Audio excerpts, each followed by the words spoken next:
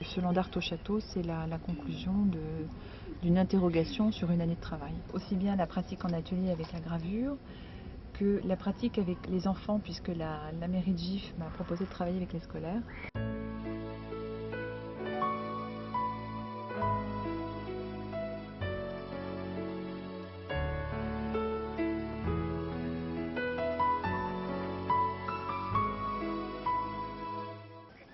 Il y a quelque chose d'incroyable, c'est que je n'imaginais pas que je puisse réussir à faire du land art avec des classes, et avec des classes de primaire.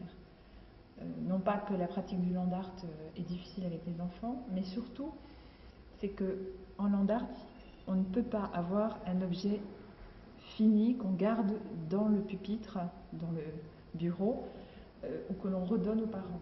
Le meilleur des moyens, c'était de leur faire des choses en temps réel dans la nature, ce qu'on a fait au cours des saisons avec les 3 classes différentes. On a eu différentes approches de l'arbre à travers les saisons, et je leur ai donné une technique pour pouvoir faire des chaînes de feuilles, qui est une technique que j'aime beaucoup.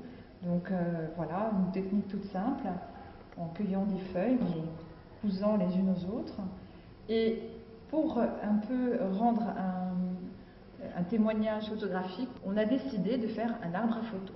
Puisque dans le land art, rien ne reste. La seule chose que l'on puisse garder, c'est la preuve documentaire, donc c'est le médium photographique.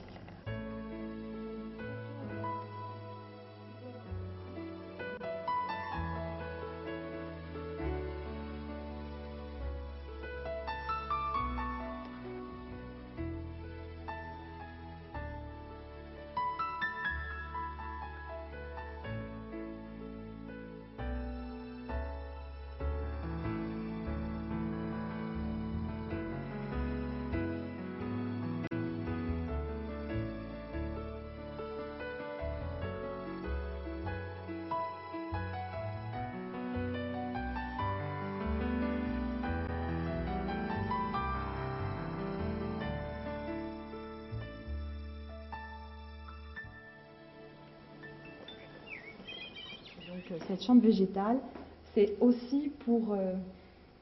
c'est un peu sacré dans le sens où quand on pénètre dans sous ce paravent et qu'on passe à travers, on a une espèce de sérénité. Les lianes ne bougent pas, il n'y a pas de pluie, il n'y a pas de vent, mais il y a une sérénité du lieu et on entend la nature qui, elle, ne dit rien.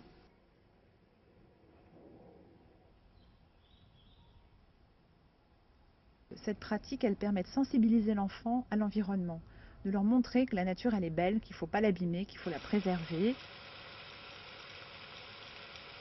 Et là, le soleil projetait les lavandes et l'ombre des carrés et des petits croisillons sur le sol. Et en fait, j'avais il y avait une autre interprétation à mon travail. Ça se prolongeait sans que moi je l'ai vraiment décidé. Donc en fait, finalement, je ne suis encore pas maître de ce qui se passe. Voilà, hop, ça disparaît, c'est éphémère.